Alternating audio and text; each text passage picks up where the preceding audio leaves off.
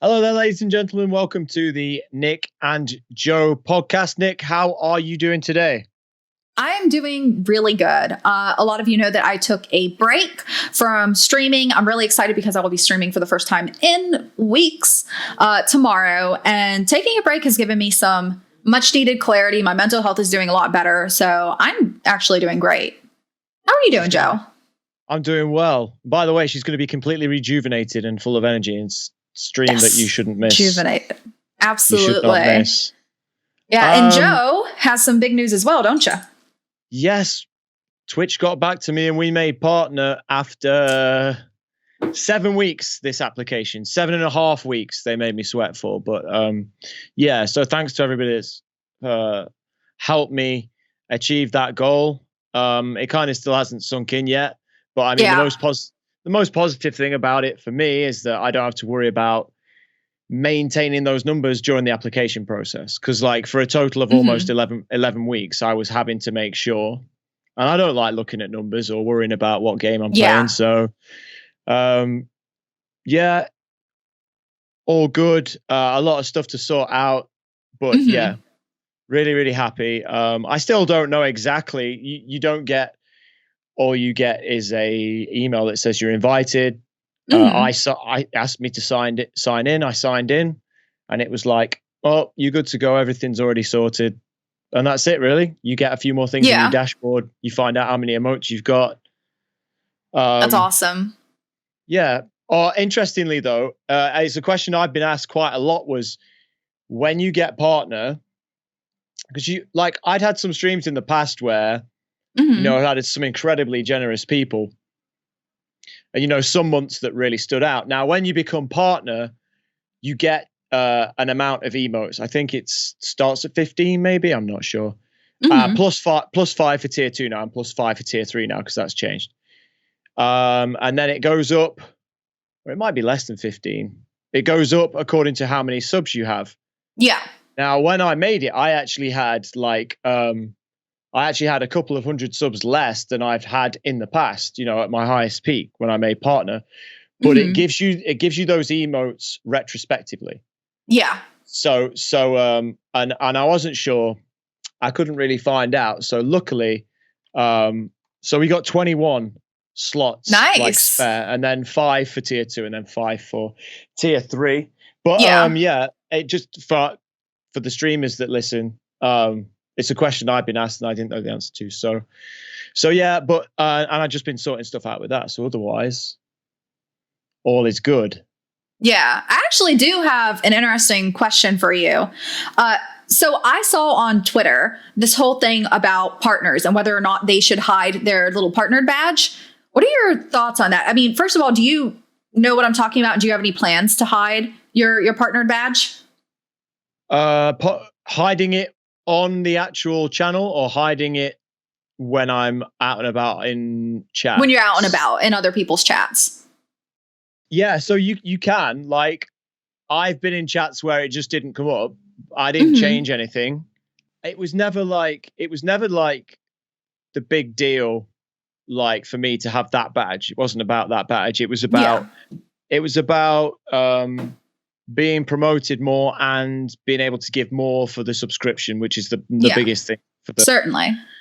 Yeah. Well, my understanding is that when you go into a chat with your partner badge, apparently partners are being bullied and mocked and kind of just generally treated shitty over having their partner badge. All right. Well, I've been in a few where it was just naturally was there. Yeah. And no, people that knew just congratulated me. It's been cool so far. I don't have a problem for it. I kind of feel like anybody knows that streams, no matter whether you've just started or Twitch, that the people that have got the badge, whether they've got a natural flair for it, whether they're a popular titty streamer, it doesn't matter. There's still a lot of work gone in to get that, and absolutely, and to maintain that. So I kind of feel like it's it's just it's just something like a bit of pride, maybe that you've worked hard and earned it. Yeah, It certainly. shouldn't mean that somebody should treat you differently, of course, either way. And Yeah. it doesn't mean that you know more than somebody who isn't a partnered streamer necessarily. It doesn't instantly give you more knowledge, but because there are people that have been streaming a lot longer than me, that know a lot more than me. They don't have a verified badge, but that's an interesting one. I can sort of see it. I can sort of see it from both sides. Like, I've not gone out my way to present it because on some, I don't know how that works actually with the badges, because I've literally been in some chats and it's just been there. And I've been in other chats where I've only got one badge on show and it's the bit badge. I'm like, it doesn't really make a difference. And most of the people's chats that I go in, they know me anyway. So certainly. Yeah, I mean, I believe that you should keep your badge. I think partners have worked really hard for it. I see no problem with it. I think treating a partner differently, whether it's, in a shitty way or in a better way, it doesn't make sense to me. But the whole, I guess, reasoning behind it and why people say they don't like people keeping their partner badge is they say it's kind of like a form of self-promotion. So there was another streamer, and I won't mention names, but there was another streamer who had just recently gotten partnered and came into a smaller streamer's chat, and they were really excited to kind of hang out while they were doing other things. I think they were cleaning the house. So they came in and they said hello and then said that they were going to lurk. And then that streamer's chat kind of got on the partner about, oh, okay, so you're basically coming in to show off your badge and then just leave. Like, why even speak or something along those lines.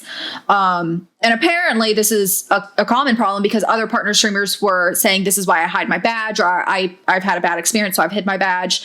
I personally think that's ridiculous. I don't think anyone should have to hide their badge. I think that if somebody treats you crappy over your achievements, that's a problem within them. But I just thought it was interesting that that's a problem that even exists. It's kind of like, using your emotes or using another streamer's emotes in somebody else's chat, and how some people get really upset over that and say it's advertising. And it's like, that's the point of emotes. That's why Twitch allows you to use them in other people's chat. Yeah, exactly. So, and that's why Twitch allows you to have the badge, I guess. So, I mean, I never, unless somebody's sort of saying, hey, check out my channel here. Yeah. That's obviously just rude and you shouldn't do that. I try and educate people if they say things like, or they keep mentioning that they're going to stream. I might say to them, I'm kind of cool with it. Like, it doesn't bother me too much, but I sort of say, look, you can go in other streams and they'll just straight ban you for it. Or definitely time you out or say you shouldn't be doing that. But I kind of feel it's like, I feel like the people who are overzealous with that have problems with their content. Because that's, otherwise why would you worry, right? Because everybody's different. I agree. Yeah, I do think it's a content insecurity, to be honest, because if somebody came into my channel, I wouldn't worry about them leaving me to go see somebody else. And even if they did, that's okay. Like, maybe that's a better fit for them, but I wouldn't worry about someone coming in and being like, hey, come see me stream, and then people leaving. Like, most people, that's kind of a turn off, to be honest. I think so. I also think there's like some kind of there's an element of like this weird sort of, some streamers expect absolute loyalty, like if you stream, like, so for instance, I now stream 20 to like 23 hours a week tops. Like, and if people are on Twitch every day or they have it on at work or whatever, do I expect that every time my stream's not on that they just don't watch anybody? Like, even though they really like being on Twitch, like, it's kind of ridiculous. I don't have a problem. I think if people have earned badges, whatever it's for, because as well, you have people who like have like the gift sub badges where they've gifted like 100, 250 gift subs in channels and stuff. And it's like, well, you earn that badge for a reason. It's like, just saying you've shown you support, and if that's what you want to do, why not? Like, And the people shouldn't be attacking you for supporting the streamer. And actually, thinking about it now, especially in the earlier days when I barely had spoken to any partners, and I saw somebody in the chat with the check mark. Yeah. I actually really liked it because I was like, there's somebody who's obviously, they've hustled, they've made their channel, they've got something about them, and they're here talking to me. That's only got to be a good thing, right? For my channel. Yeah, absolutely. Because and then somebody might say, hey, such and such was in Joe Tendo's channel, or somebody such and such was in Nick's channel. Yeah, it does seem a bit like achievement shaming, which I don't understand the whole idea behind that. If somebody's worked really, really hard and hustled and put in that work, I mean, the amount of streamers who are partner, it's less than 1%. It's such a small minority. Do you know the percent? That's an interesting question, actually, because earlier this week, I became familiar, which I don't know how I hadn't heard of this before. There's a website called twitchtracker.com. So if I put my my name into it now and check it out, now this percentage will only be based on like average viewers, right? Okay. So the average viewers at the minute for the last 28 or whatever it is 91. That puts me now. There are a few partners that have less because they might have come over from YouTube or different reasons. Yeah. Well, that puts me in the top 0.24% of Twitch. Wow. That's incredible. But then you think, well, that's top 0.2. So probably, I don't know. But then there are quite a lot of partners who don't have that. And obviously there's a lot of partners that have way more also. But that kind of makes you think like those people who've got, the majority of people that are streaming to absolutely zero. Like I'm pretty sure like if I typed in somebody who I knew didn't have, had an average viewership. I'm going to find somebody. I'm not going to call them out, obviously. So somebody here who has an average of 6 viewers. Somebody I know, nice guy who's only recently started streaming. Yeah. He is in the top 4.5%. Wow. And with an average of 6. So how many people are streaming to nobody? That's incredible.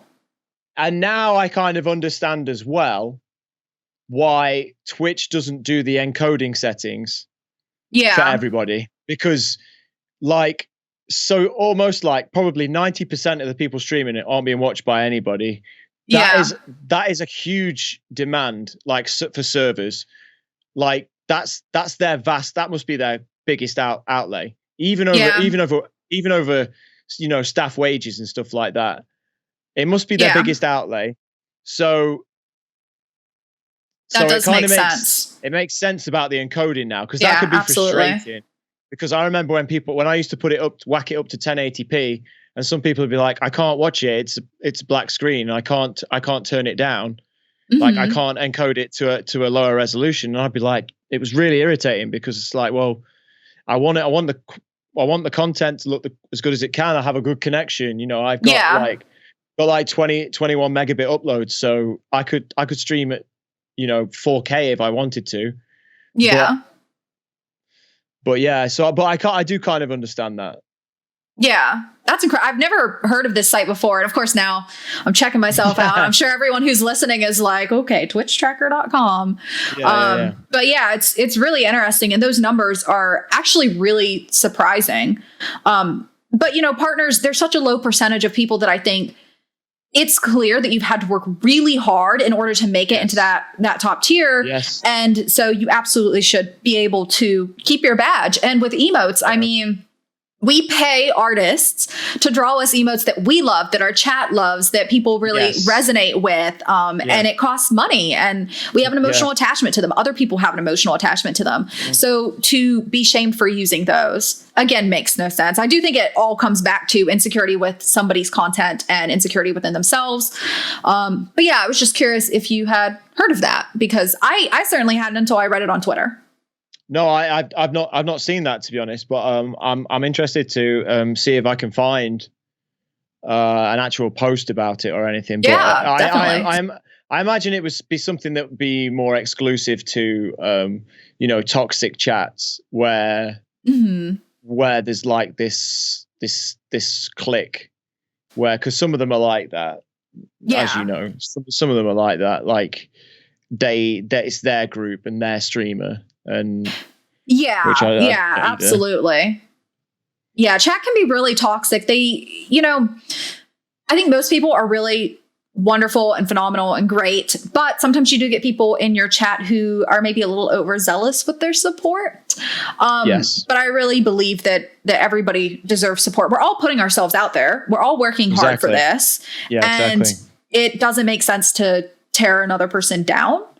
Because it's hard putting yourself out there. It really is, especially online where everything's permanent and people can take what you say and do out of context really fast and really easily. So, yeah, it's something that, especially when you're new to it, you are putting a lot on the line. And it doesn't matter whether you think you're an emotionally strong or an emotionally weak person.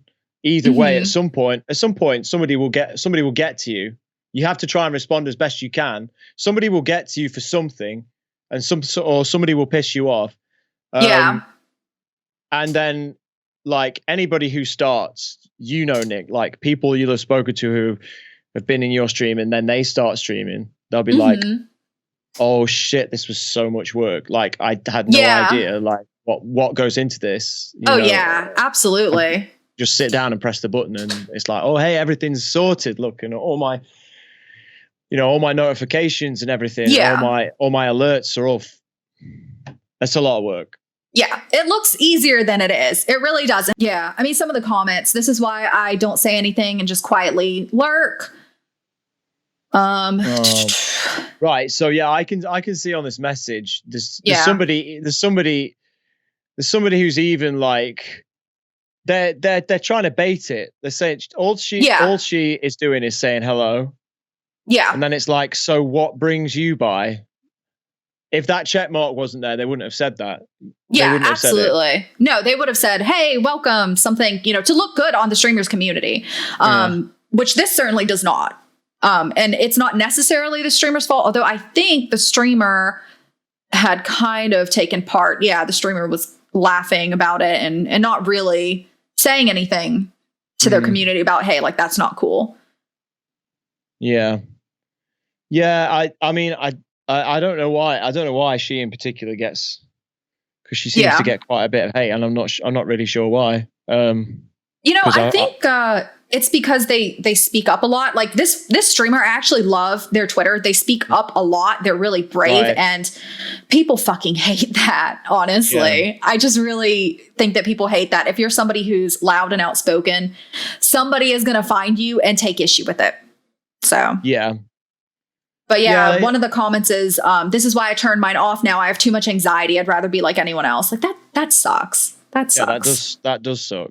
That does suck. Because it's like, I know for some people, the first thing they were saying to me was like, "Oh, you're gonna have the badge. You're gonna have the badge. You're gonna have the badge." Yeah. And like, so I guess for some people, like, like it's a token of their hard work and what they've and achieving their goals. So I can completely understand why they want it. That wasn't what I used to think about, but of course, I have it, and it was nice to see on my page more because it was just like, well, that's what a partner page looks like. It's got the thing, so that, and that was really it. I didn't really think about it so much in other chats, because I don't get loads of time to go in other chats anyway, to be honest. Yeah, absolutely. Which is another thing. We should do a future episode on that, on supporting your friends and sometimes getting flack for not always being there. I don't really have that issue, but I know other streamers have had that issue. That's a whole thing in and of itself. But I do think that it's also kind of a badge of honor for your community. Your community wants to see you succeed. They're there every day. They donate, they sub. They do. They really do. You know, it's kind of like an ode to your community to keep that badge in a way. It's asking someone to hide it is, you know. Yeah, I mean, for sure, my community, you know, and that the first thing I said was like when we got partner, it wasn't like I made a tweet that said, you know, we made partner because that's what it is. We make it as a community because without them we can't.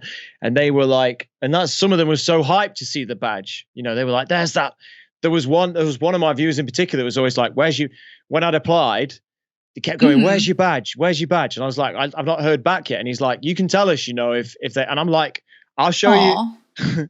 No, like he was joking. Like you can tell us if he didn't, but I was like, look, just in case anyone doesn't, take them on the page where you apply. And it still said in review, like 7.5 weeks. But apparently a lot of people had said to me that the 7.5, like the longer, it's normally good news. The longer you wait is normally good news. But I was a little bit, I wasn't really worried because I was sure, like, if he didn't get it this time, it might be next time or the time after. But then certainly. Then I saw a post of a guy who just got partner, and it was on his 15th application. Oh wow! And I was like, oh my gosh! And I watched. I thought, well, what's he doing wrong then? Because obviously you have to maintain the numbers to keep applying. In fact, actually, I might be wrong.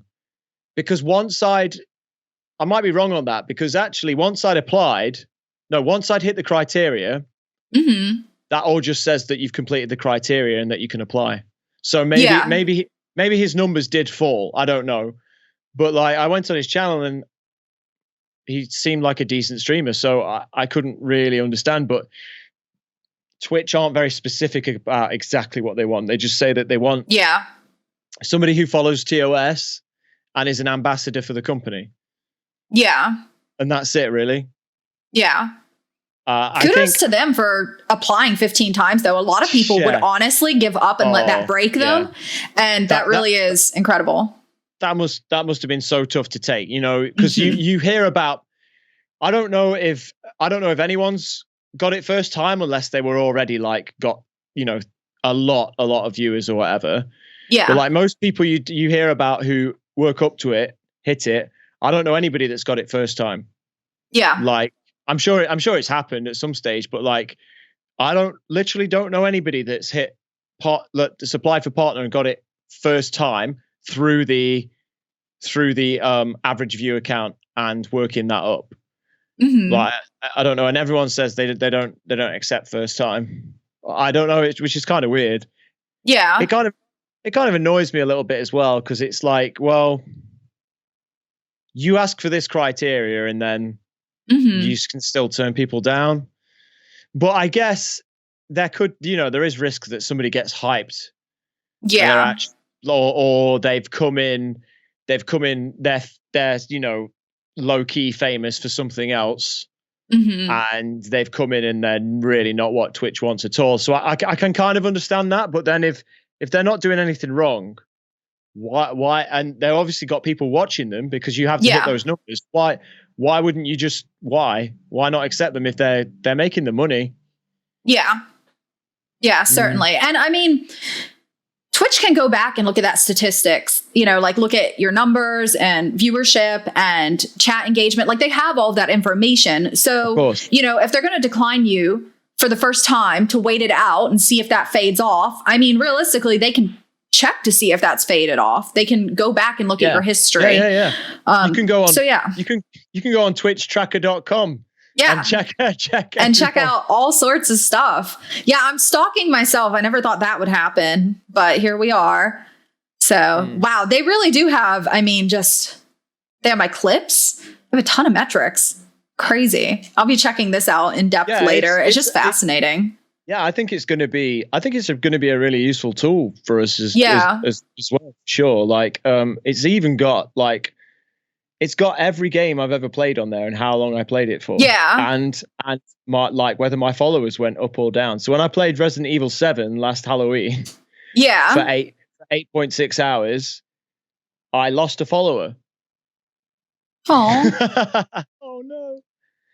They don't like Resident Evil? Resident Evil 7 was bomb. I'm just saying. I think the first half was bomb. I thought the second half was a bit, but I don't know. I lost a follower one day.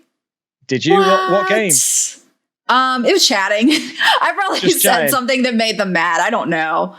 Not sure. Or maybe I banned them and they unfollowed.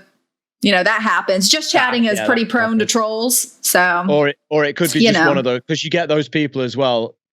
Often it's random follows offline. Yeah. They'll sometimes they're genuine, but they'll often follow while you're offline. And then so I checked on a couple of them once, and it was like they'd unfollowed like 24 hours later. And it's like, if you've already got an established channel, even if it's five viewers, you're not going to go chasing follow for follow. Like, yeah, so it does remind me of follow for follow on Instagram. You know, you follow someone, that's like one of the ways that people grow. It's not a good way, but they go and they follow someone and wait for them to follow back, and then they unfollow, because you can only follow so many people. So if you're going to do that, you can't, keep all of your follows. But that's like a big technique. So I'll see people following me, and then like later they unfollow me, and I'm like, why?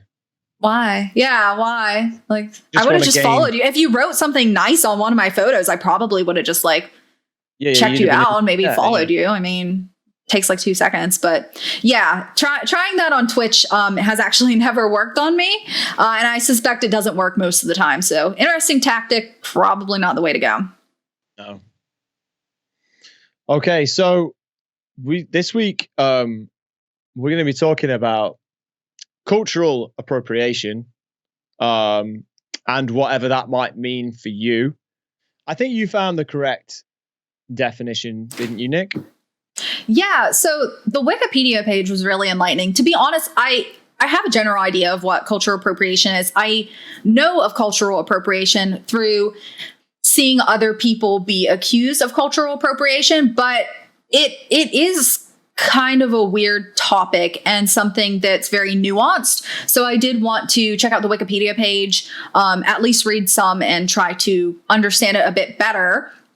This is on the Wikipedia page. Critics note that the concept is often misunderstood or misapplied by the general public, and that charges of cultural appropriation are at times misapplied to situations such as eating food from a variety of cultures or simply learning about different cultures, which actually does sound silly, but I have recently, and I don't remember where it was, but recently seen some kind of article, or maybe it was something on Twitter, where women were being attacked, particularly white women were being attacked for having healthy food blogs where they would culturally appropriate other foods from other cultures. I saw a whole thing about that, and just kind of the comments were interesting. The general consensus, I think, was that it was okay. But yeah, I think this is a pretty big problem today in society of, is this okay? Is this not okay? And a lot of accusations being thrown around. Yeah. So on the back of that, with the food thing, actually, Chef Ramsay came under fire for because he's opening has opened a Asian themed restaurant, and that's all.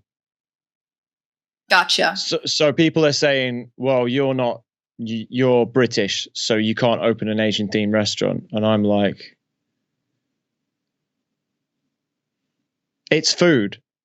Yeah. Like, it's food. And actually a professional like Gordon Ramsay has spent a lot of time researching food, not just here, but around the world, tasting everything. Like, and he has, he's tasted food from pretty much as many cultures as he possibly can.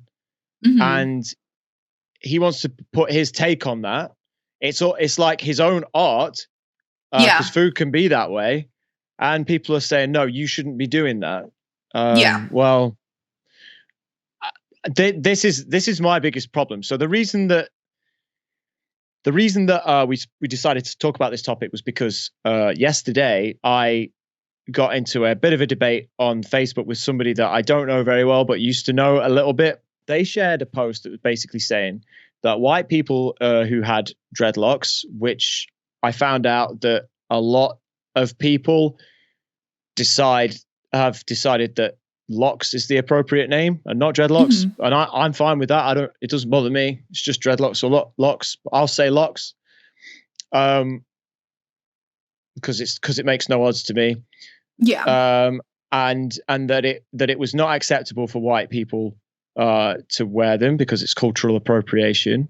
So I mean, just before we get into that, so what they are saying is cultural appropriation is wrong. Because if we define it as just adopting something from a different culture, that is cultural appropriation. Mm-hmm. But the way they say that's cultural appropriation. It's like, yes, but does that mean it's wrong? Yeah.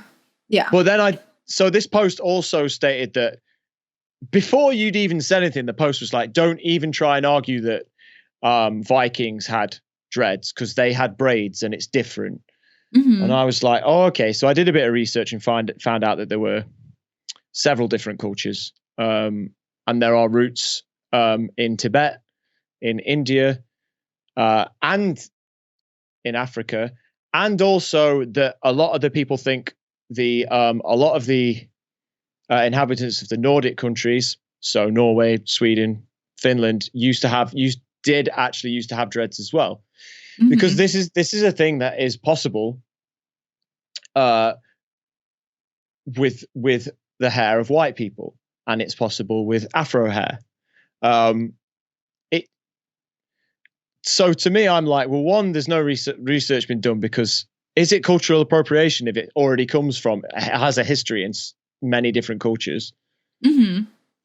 Because that's like, well, you know, what does it have to be? I mean, if half the world had done it at some point, if half the cultures had done it, would it still be cultural appropriation? Yeah. You know, if it's okay, I'd like to circle back around to Gordon Ramsay, because I do think that kind of sets a good foundation for a compare and contrast. So when it comes to his restaurant, as somebody who loves cooking shows and watches a lot of cooking shows, chefs are often trained in different culinary styles, and they do visit the countries that they cook food. If he's cooking an Asian type of food, then he's gone probably over to an Asian country and has studied under Asian chefs. You have a lot of people, for example, from America who want to become chefs who go over to learn the French culinary techniques. So I do think that with food, it's really fascinating that people are taking issue with this, especially because on cooking shows, you don't see that. You don't see that issue. You don't see chefs working with another chef of another culture and having any sort of clash over cultural food differences. In fact, a lot of times it's very celebrated to marry different cultures together and to draw different aspects of different cultures and to try to create something new and fascinating and fresh that nobody's ever seen before. So I find it very fascinating. And I suspect that the people who have issue with this are not chefs themselves. I can't imagine anybody who's incredibly passionate, who is passionate enough about food that they do want to do it as a career. Yeah. To take issue with that, because all the chefs that I've ever met, all the chefs that I've ever seen on the TV that I've read about, they are so passionate about learning new skills and new dishes and trying new things that they love the fact that they can share all this stuff. They absolutely. And that doesn't, I don't have to be a chef to know that. Anybody can see it. And like anybody can see that. I'm not a professional chef, but you don't need to be. Certainly not. So I think on that point, it's much easier for us to just say, you know, that's kind of ridiculous. Yeah, absolutely. But so on the point with the dreads or locks, I was told that because if I decided to have dreads, because I was white, I hadn't known the struggles of black people and the history, so I shouldn't have dreads.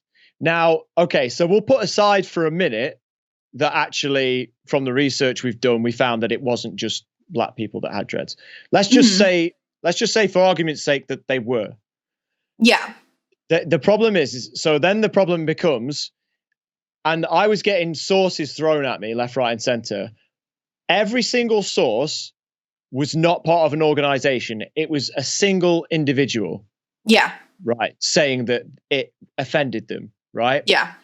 So my argument was like, I'm not saying that there aren't people who've been upset by this or that they shouldn't be upset by this. But what I am saying is I don't believe, and there's no evidence to show that this is a big majority of people. And then anybody who came in on this argument that was a POC, person of color, I believe we're saying now, or they were like, they all said, they were careful how they worded it, but they all said it didn't bother them. Of course, they don't speak for everybody or every black person, but nor do the people in these articles. Yeah, like they were being thrown at me. I was being thrown WordPress websites as a source. Yeah, and I'm like, are you real? They're throwing CNN. They're throwing CNN articles at me, and I'm like, that means nothing.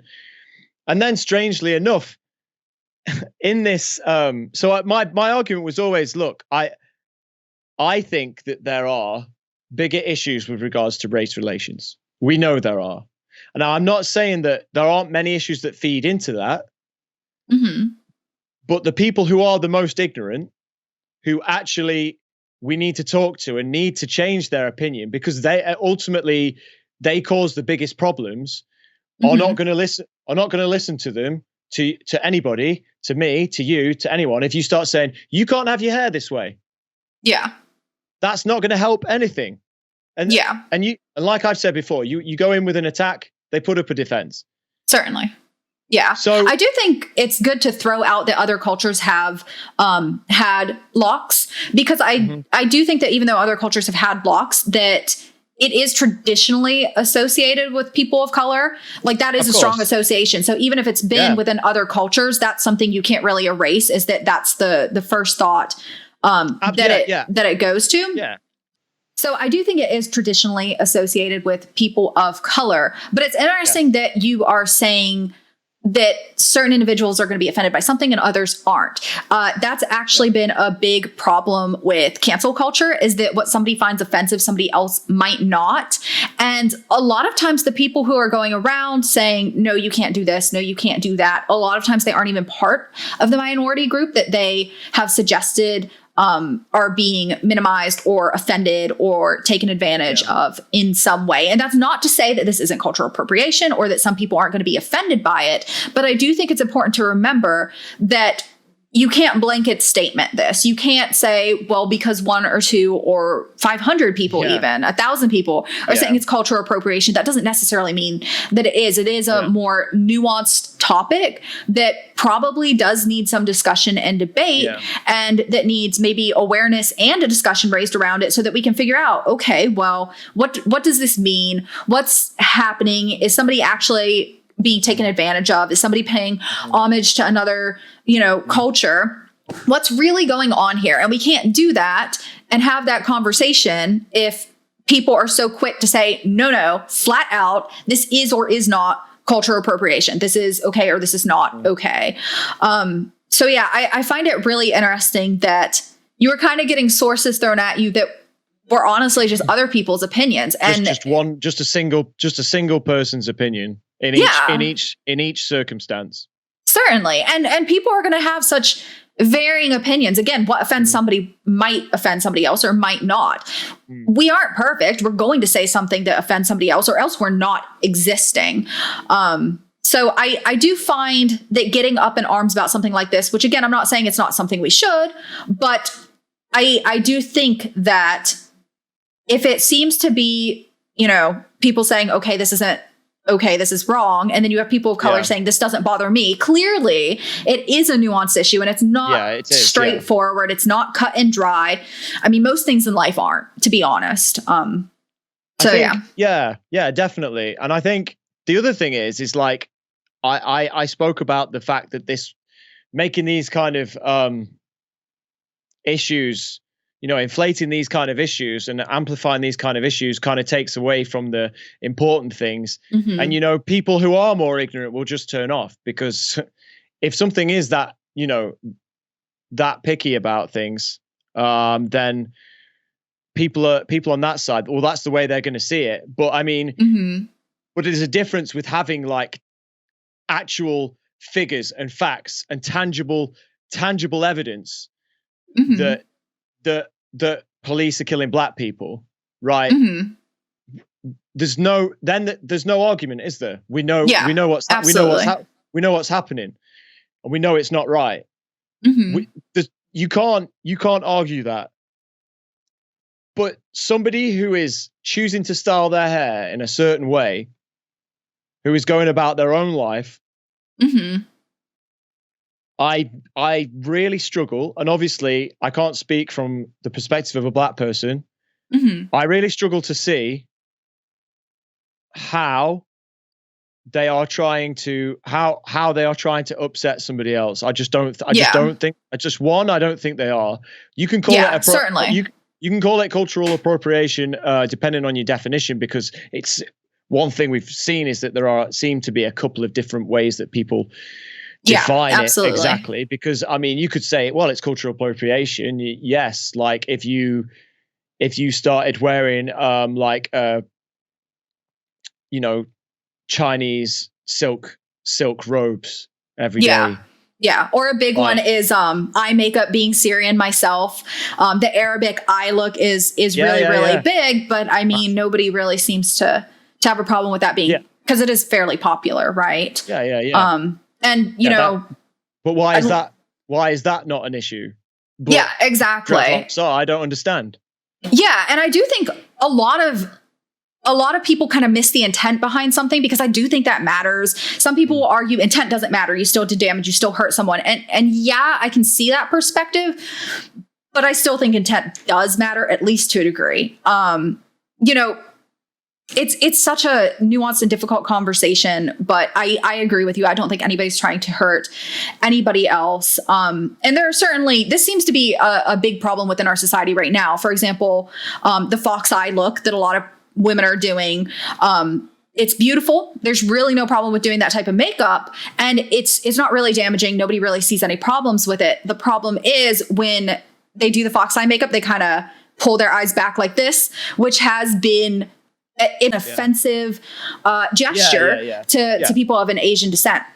Then it's like, okay, well, where is the line there? Is the fox eye cultural appropriation? I don't really think so. Most people don't really think so. But pulling the eyes back, yes, that is, even though there's no intent there to hurt, that is a problem because of its background. So it's so complex. But I do think that given that there is no intent to hurt, if it is a problem and it is offending people, because people of Asian descent have come out and said, this is offensive to me, we can have a conversation and say, okay, cool, we aren't going to do that anymore. That's not cool.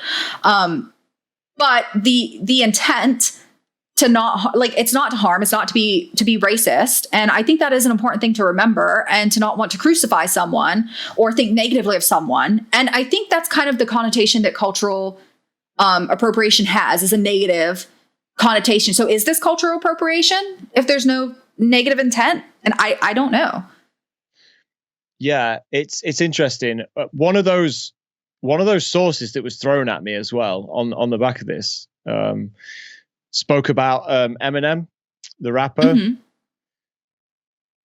and it was scathing what they said about him. And I was like, so, obviously the rap culture has roots in black culture.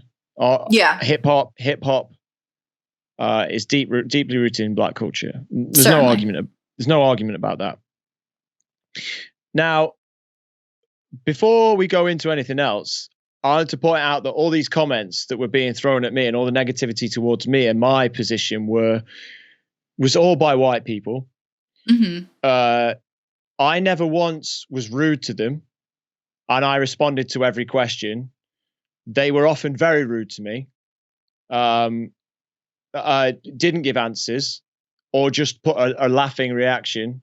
But I explained every point. They laughed at me because I said, you can't start telling people what they can and can't wear, because that's a fascist ideology. And they laughed because I was calling them fascists. They don't believe in their heads, because they're so woke and left wing, and because obviously they don't support Nazis or fascism in the traditional sense, that their ideas could never be interpreted that way. They really don't think that they could possibly be doing that. But that's like the Nazi Party had a specific haircut for the men, and they told their women how to wear their hair. It's a fascist ideology when you start telling people how to dress. There are certain instances where uniform's important, but if you start telling people what they should be doing in their everyday lives and their free time, to me, that's a fascist ideology.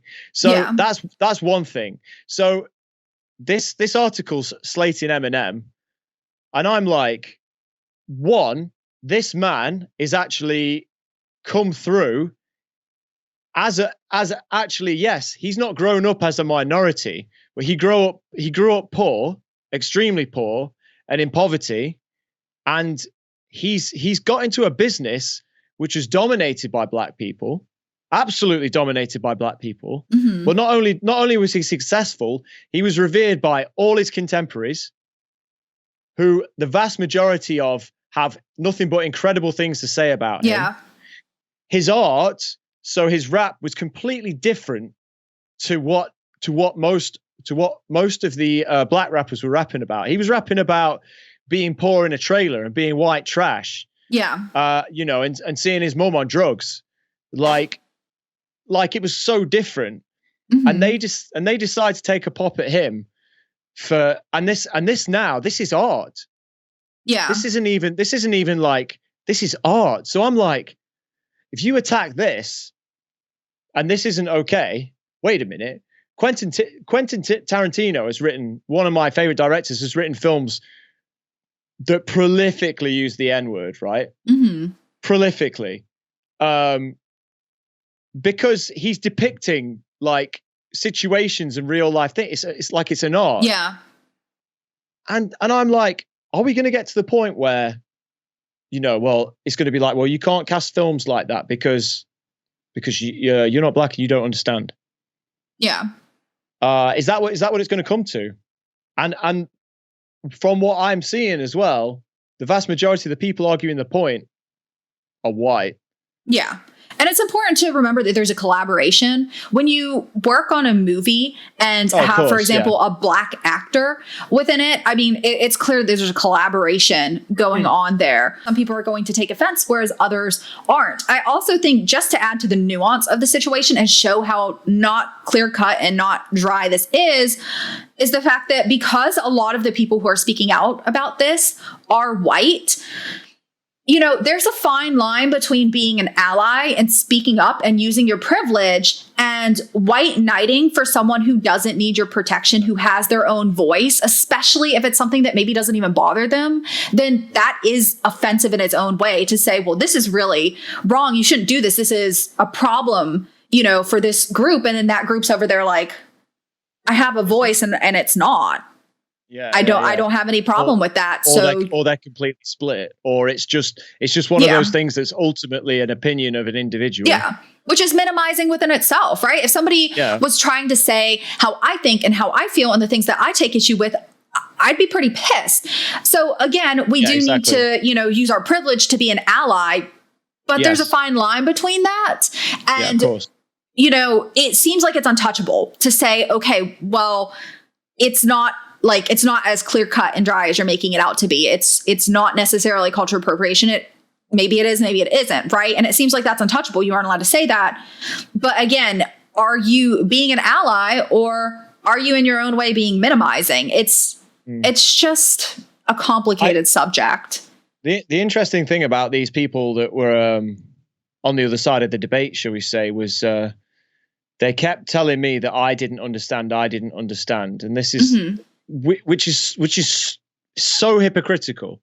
So hypocritical that they are saying they absolutely know because they've got these like sources of like 5 or 6 individuals who are black and who it has offended.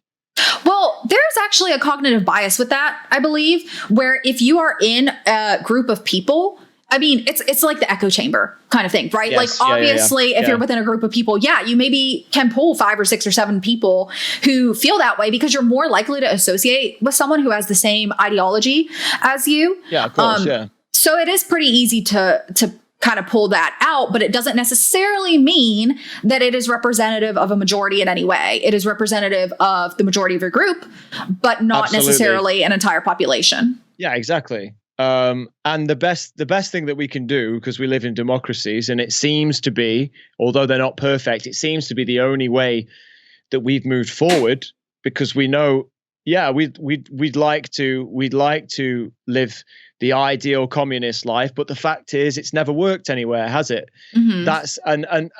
That's the truth. You know, it's not ideal. It doesn't work. So the best thing we can do is go by democracy. It's the only thing we can do. So it may be unfortunate, and I don't want anybody to be upset for that. You know, I don't like to think of people being upset or offended by it, because it's obviously something that is inside them that maybe is not within their control, whether it's right or wrong. But if the majority of people think differently, then I'm afraid that's what we have to go along with. It's just the way it is. If you go out somewhere, or you're getting a takeout with 4 friends, and those 4 friends want pizza, and you want I don't know, I've got to be careful because I don't want to pick the wrong food. They want a Chinese takeaway. Then you don't go, well, I'm offended if you get the pizza. You can't. I know that's a really, really flaky analogy, but that's the way that democracy works, and that's the way that life works on the most part. And I don't see a fairer way of doing things. But ultimately, how it was all sparked was by a haircut. Yeah. Which really should not matter, in my opinion. Like, it really shouldn't. I don't care. Like, but this is the other thing: is how many people do you see like wearing specifically, like how many, like for instance, like the beautiful Japanese dresses, like how many times you seen people in those that are not Japanese? Loads of times, absolutely loads of times. Or they'll wear that, and they'll wear that, this, forgive my ignorance, I don't know the name for the sticks, the sticks in the hair and all that sort of thing. So begs the question, and I never really got to ask this, to those people, because it got to the point where they couldn't give me answers anymore. Does that come under the same, do we put that in the same section as, is it like the same kind of cultural appropriation? Because if we stopped indulging in other ethnicities and countries' cultures tomorrow, then we'd be in a big mess with regards to imports and exports and everything like that.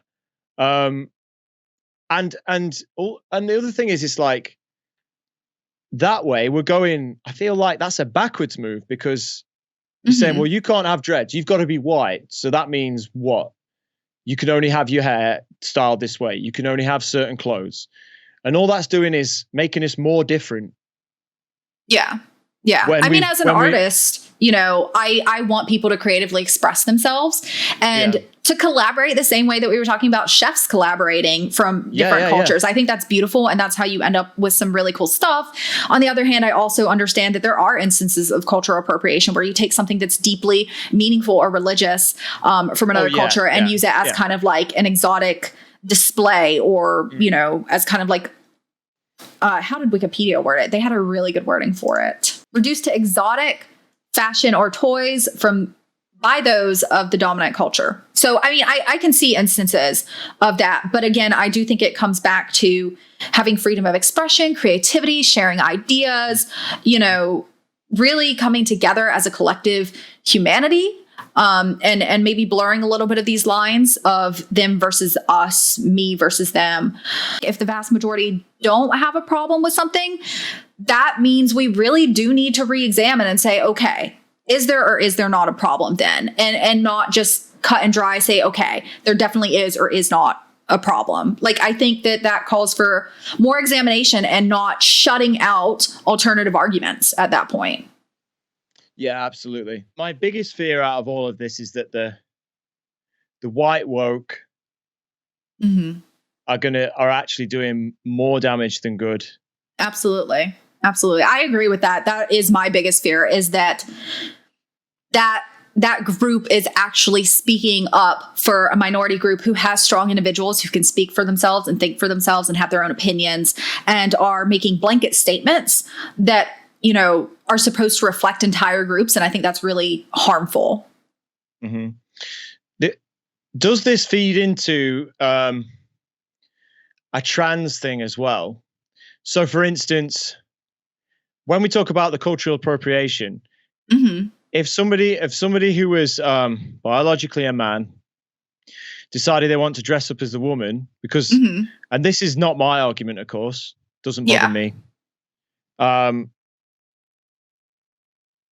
Does that then mean that they are taking female culture when they don't know the reality of struggling, the struggles that women face?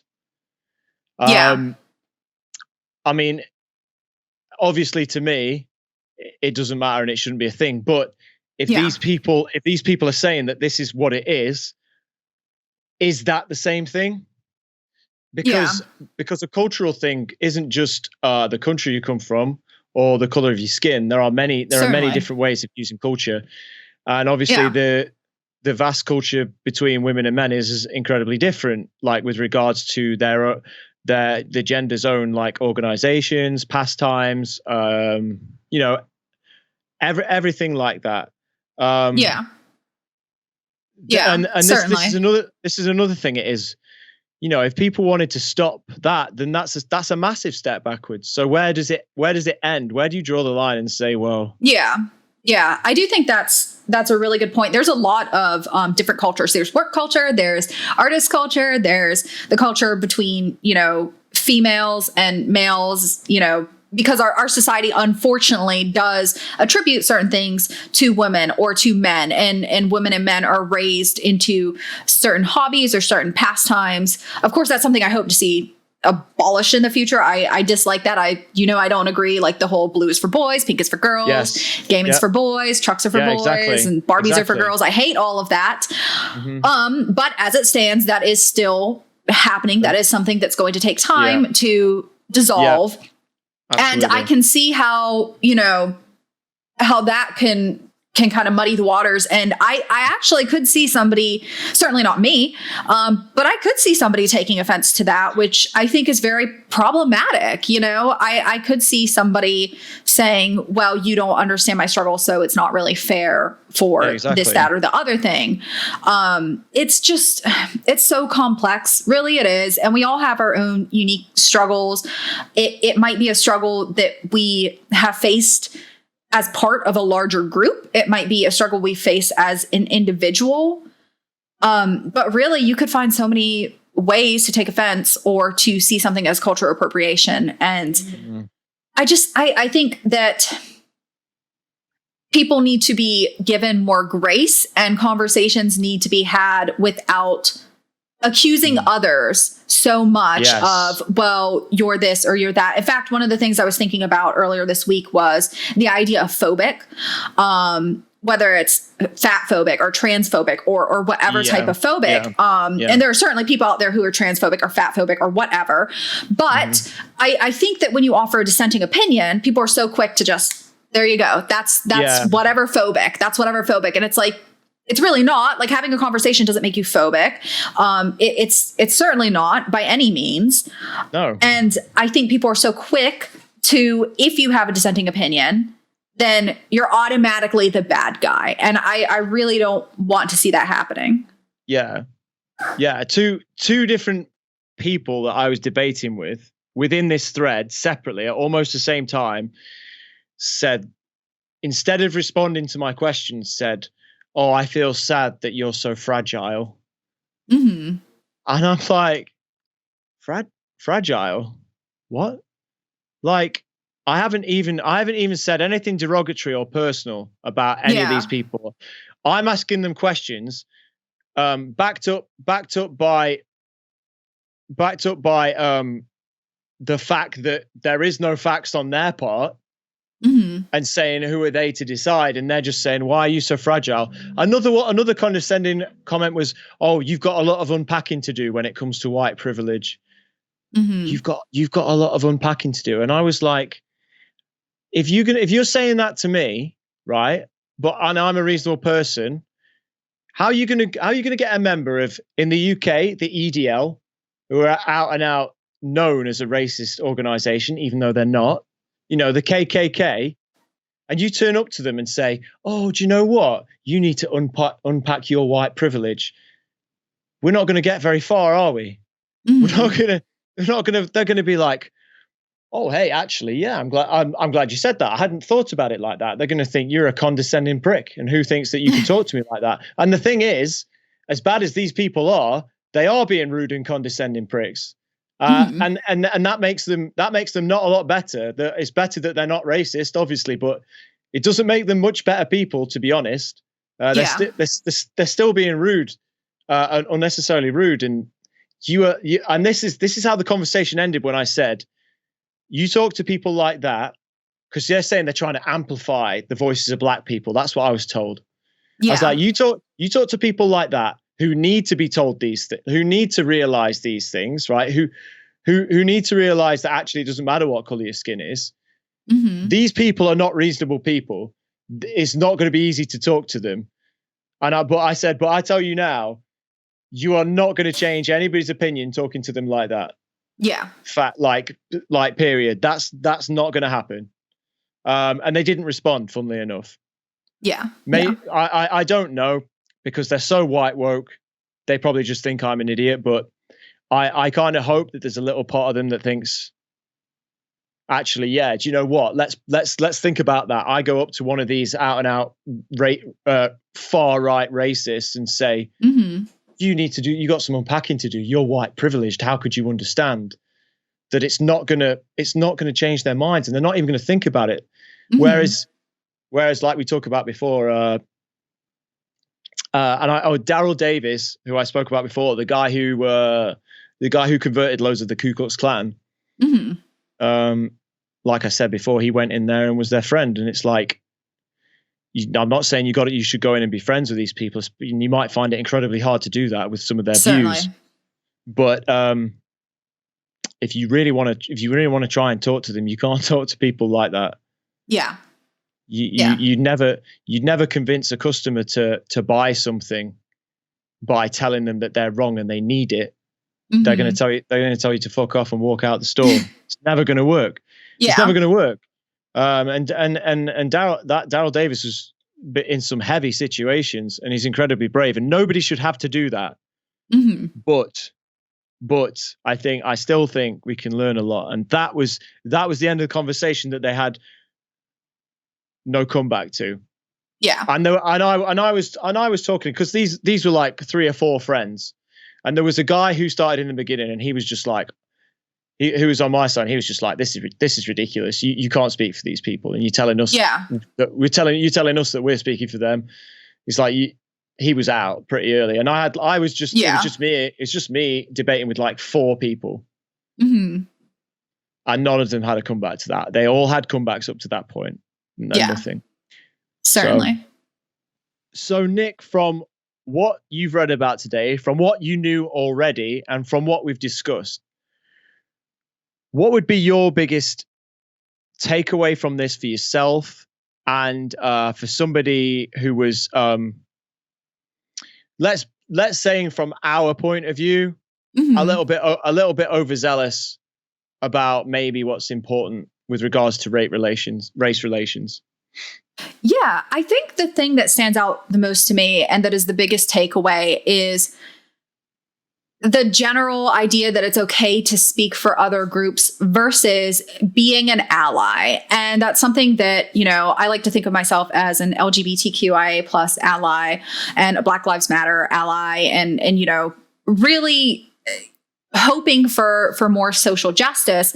But I do think there is a difference between that and speaking for another minority culture, which to me is really offensive. I also think that we need to give some more grace to people. And I think that people's intentions do need to be taken into account. So that's something that going forward, I'm going to be really mindful. I don't think I really have had an issue with this myself, but certainly something that I'm going to be mindful of. Am I speaking for another culture ever? Yeah, I suppose like my take and what I've read about and what I've thought in the past and the reactions that I got from people who had a difference of opinion yesterday is one, if you want to talk or debate with somebody, don't just be rude to them because it's not going to help. And let's think about what we know, not what we think opinions are. Let's think about what we know, and we know that really bad things are happening. Maybe let's concentrate on those things. And I wouldn't worry too much if you know you're doing the right things and being a good person. Certainly. Don't let these people tell you otherwise, and don't feel like you have to conform to what they say, because a lot of it is extreme. A lot of it is completely against your freedom. Especially if you live in countries like me and Nick.